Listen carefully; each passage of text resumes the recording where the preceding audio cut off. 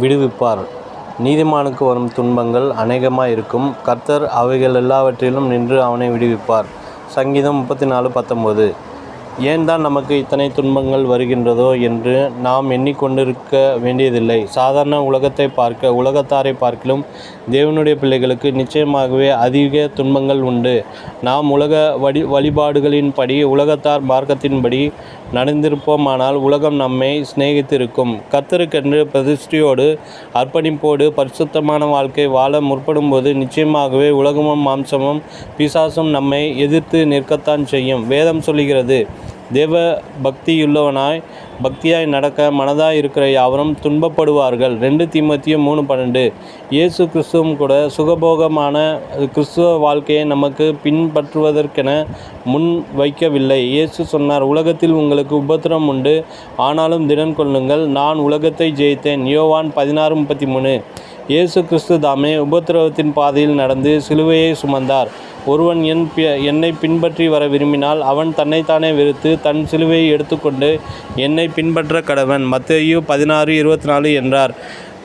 சீசர்கள் உபத்திரவத்தின் பாதையிலே நடந்தார்கள். ஒரு பக்கம் யூதர்களால் உபத்திரவம், மறுபக்கம் ரோம அரசாங்கத்தால் உபத்திரவம். பலர் இரத்த சாட்சிகளாய் மறிக்க வேண்டியதாய் இருந்தது. ஆனாலும் உயிரையும் பொருட்படுத்தாமல் அவர்கள் உபத்திரவத்தின் பாதையிலே நடந்து போனார்கள். உலகம் அவர்களுக்கு பாத்திரமாய் இருக்கவில்லை. அவர்கள் வனாந்திரங்களிலேயும் மலைகளிலேயும் குகைகளிலேயும் பூமியின் வெடிப்புகளிலேயும் சிதறுண்டு அலைந்தார்கள். எபிரேயர் 11:38.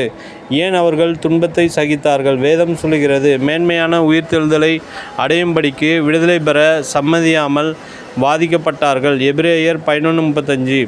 கிறிஸ்துவின் நிமித்தம் வருகிற துன்பத்தின் பாதையில் நடக்கிறவர்களுக்கு ஒரு பக்கம் கர்த்தர் விடுதலையை வாக்கு பண்ணி இருப்பதுடன் மறுபக்கம் தேவ மகிமையையும் வாக்கு பண்ணியிருக்கிறார். வேதம் சொல்லுகிறது, நீதிமானுக்கு வரும் துன்பங்கள் அநேகமாயிருக்கும். கர்த்தர் அவைகள் எல்லாவற்றிலும் நின்று அவனை விடுவிப்பார். சங்கீதம் 34:19.